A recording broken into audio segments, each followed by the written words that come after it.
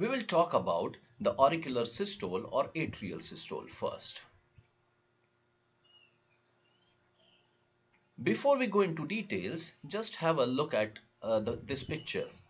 This picture shows two auricles filled with deoxygenated and oxygenated blood. This place, the small aperture where an auricle opens into ventricle, is called as auriculoventricular valve or AV valve, present on either side.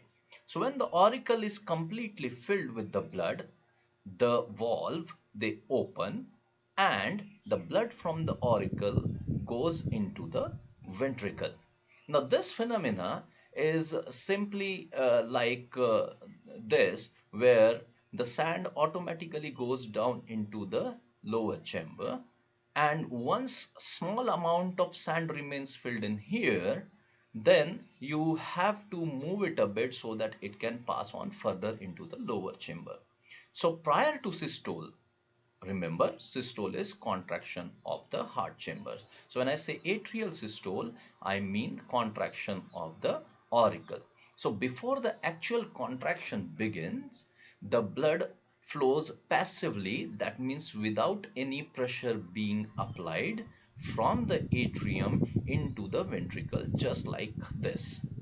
And then the remaining of the blood which is left inside the auricle is pushed into the ventricle as the auricle starts contracting. But this blood which is sent into the ventricles is only a small amount.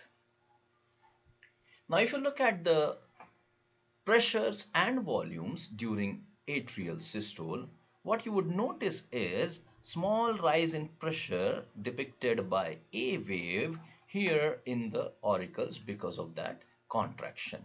Now, since the blood arriving at the heart, that means through superior vena cava and inferior vena cava, the blood which has arrived into the heart, it cannot enter the atrium, so it flows back up the jugular vein, causing the first discernible wave in the jugular venous pulse. Now atrial pressure drops when the atria stop contracting. Eventually the contraction in the auricles ceases, and therefore the blood pressure in the auricles drop. This can be depicted here. During the atrial systole, the auricles contract and tops of the volume in the ventricle. So the volume of the blood in the ventricle now increases. Now auricle contraction is completed before the ventricle begins to contract.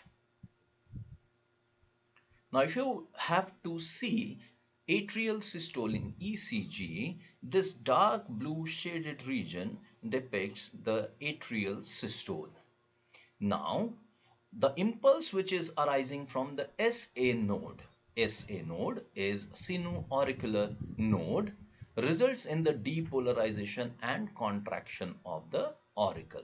How do auricles get the impulse that they need to get contracted? This impulse is received from SA node, which is present in the right wall of the auricle.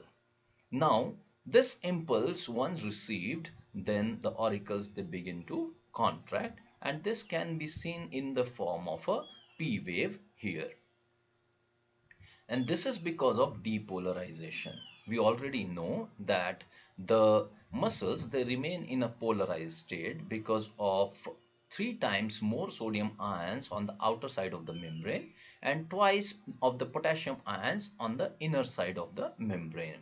However, this polarization is reversed when impulse arrive, causing the depolarization. And when this depolarization takes place, the auricles they begin to contract.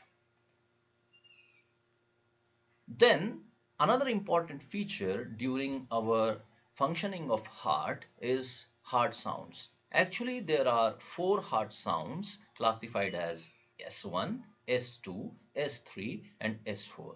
Out of these, S1 and S2 are the normal heartbeats or heart sounds, and S3 and S4 are those heart sounds which occur under abnormal conditions. So there is occurrence of this heart sound which is called as fourth heart sound S4 under abnormal conditions which occur as a result of atrial systole. During congestive heart failure, massive pulmonary embolism, tricuspid incompetence or cor pulmonale, you can observe this abnormal heart sound S4.